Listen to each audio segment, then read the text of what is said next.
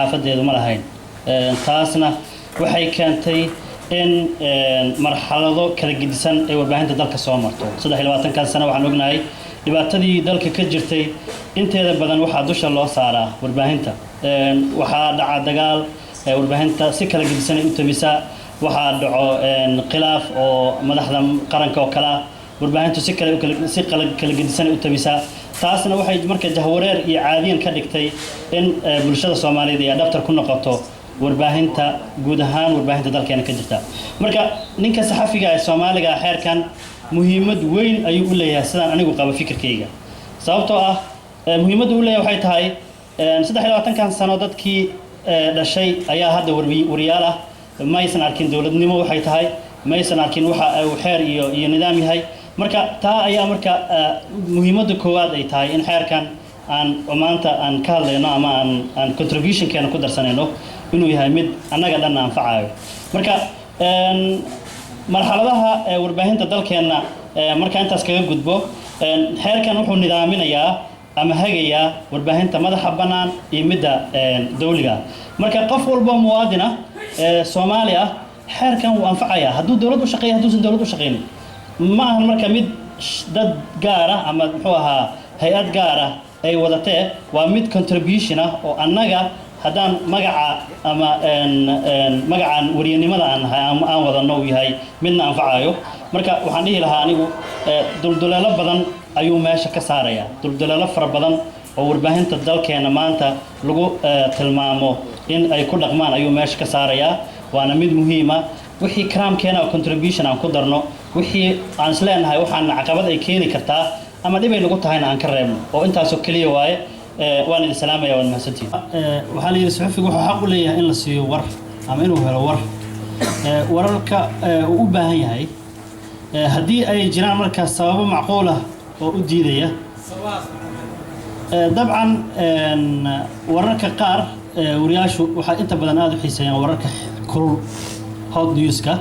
tusaale ahaan hadda wararka haddii warar maxkamadeed uu yahay maxkamadda ciidamada qalabka sidoo kale ayaa waxay wadaa baaritaano ku aadan dad la dilay marka warkaasi qasab ma ahan inuu wariyuhu qaato haddii uu maxkamaddii qalabka siday ay leedahay weli baaritaana wadnaa marka sababtaas oo kale waa loo diidi karaa isleeyahay aniga fikriyan taas oo kale aan qabaa midda ku saabsan ilaalinta xaqa ama lahaanshaha xaqa lahaanshahana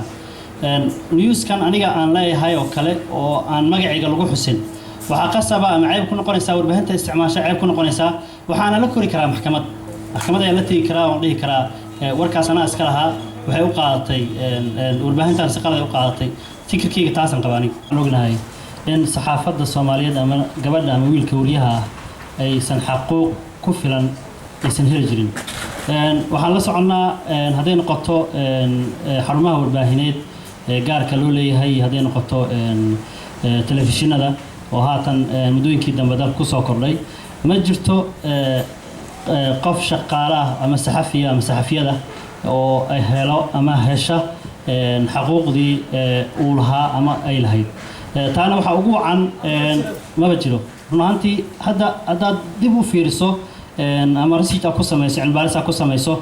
qof saxafiya oo mushaar toos ah qaato Soomaaliya hadda ma jiro marka laga reebo wasaaradda warfaafinta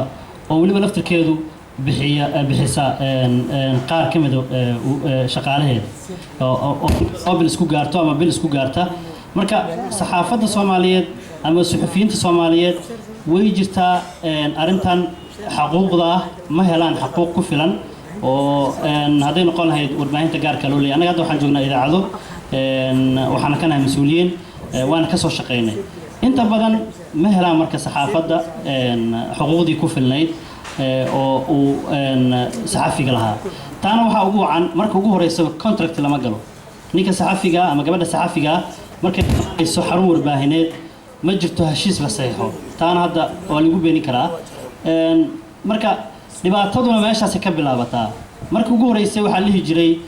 waqtigii 2000 iyo waqtigii 2004 2003 intii u dhaxaysay